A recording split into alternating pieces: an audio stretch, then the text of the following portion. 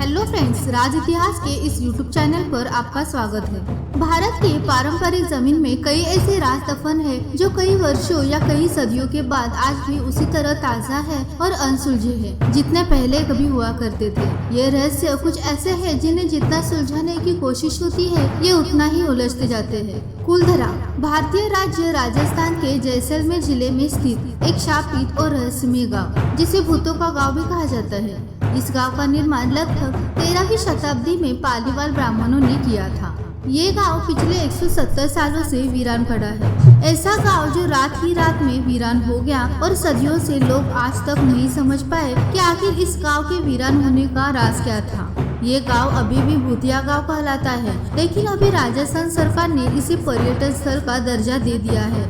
इस कारण अब यहाँ रोजाना हजारों की संख्या में देश एवं विदेश से पर्यटक आते रहते हैं। कुलधरा गांव के वीरान होने को लेकर एक अजीबोगरीब रहस्य है। दरअसल कुलधरा की कहानी शुरू हुई थी आज से करीब 200 साल पहले, जब कुलधरा खंडर नहीं था बल्कि आसपास के 84 गांव पालीवाल ब्राह्मणों से आबाद हुआ करता था। लेकिन फिर जैसे कुलधरा को किसी की बुरी नजर लग गई। वो शख्स था रियासत का दीवान सालम सिंह, अयाश दीवान, जिसकी गंदी नजर गांव की एक खूबसूरत लड़की पर पड़ गई थी। दीवान सालम सिंह उस लड़की के पीछे इस कदर पागल था कि बस किसी तरह से उसे पा लेना चाहता था। उसने उस लड़की को पाने के लिए गांव के ब्राह्मणों पर दबाव डालना शुरू कर दिया। हद तो तब हो गई कि जब सत्ता के मद में चूर उस दीवान ने लड़की के घर संदेश भिजवाया कि यदि अगले पूर्णमासी तक उसे लड़की नहीं मिली वो गांव पर हमला करके लड़की को उठा ले जाएगा। दीवान और गांव वालों की ये लड़ाई उस लड़की के सम्मान और गांव के आत्मसम्मान की भी थी।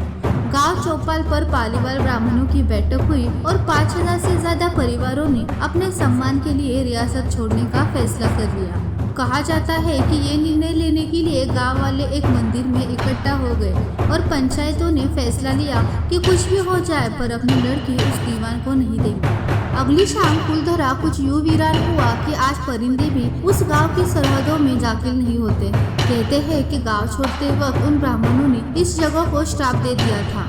बदलते वक्त के साथ 82 गांव तो दोबारा बन गए, लेकिन 2 गांव कुलधरा और खावा तमाम कोशिशों के बाद भी आज तक आबाद नहीं हुआ।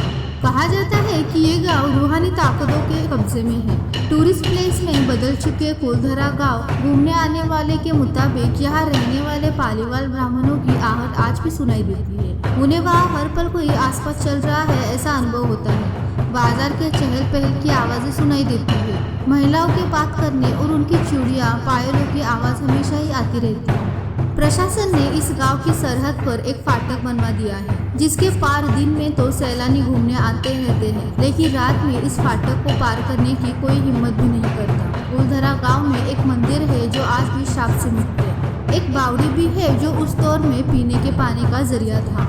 एक खामोश गलियारे में उतरती कुछ सीढ़ियाँ भी है। कहते हैं शाम ढलने के बाद अक्सर यहाँ कुछ आवाजें सुनाई देती हैं। लोग कहते हैं कि वो आवाज 18वीं सदी के उस दर्द की है जिनसे पालीवाल ब्राह्मण गुजरे थे। गांव के कुछ मकान है जहाँ रहस्यमय परछाई नजरों के सामने आ जाती है। दिन की रोशनी में सब कुछ इतिहास की कहानी जैसा लगता है, लेकिन शाम ढलते ही कुलधरा के दरवाजे बंद हो जाते हैं और दिखाई देती है रूहानी ताकतों का एक रहस्यमय संसार। लोग कहते हैं कि रात के वक्त यहाँ जो भी आया वो हादसे का शिकार हो गया। मई 2013 में दिल्ली से भूत प्रेत और आत्माओं पर रिसर्च करने वाली पैरानॉर्मल सोसाइटी की टीम ने कुलधरा गांव में रात बिताई थी।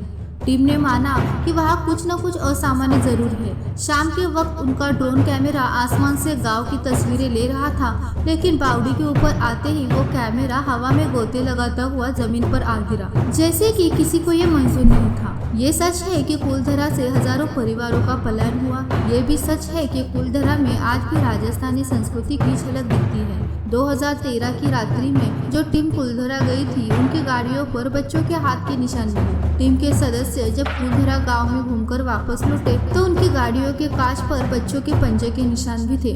इतिहासकारों के मुताबिक पालीवाल ब्राह्मणों ने अपनी संपत्ति, जिसमें भारी मात्रा में सोना चांदी और हीरे जवाहरात थे, उसे जमीन के अंदर दबा रखा था।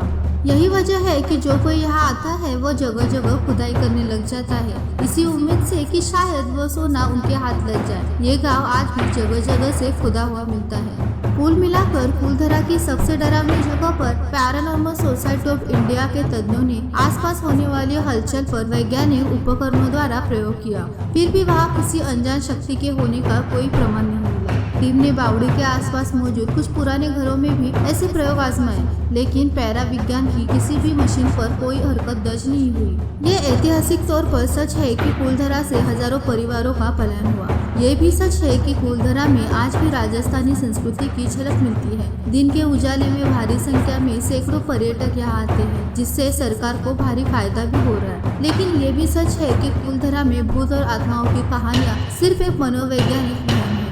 फूलधरा जितना ही दिन के उजाले में सुरक्षित है, उतना ही रात के अंधेरे में भी। इसलिए आप भी चाहे देश की विरासत को देखने, राजस्थान के इतिहास को समझने और एक बेमिसाल संस्कृति को महसूस करने।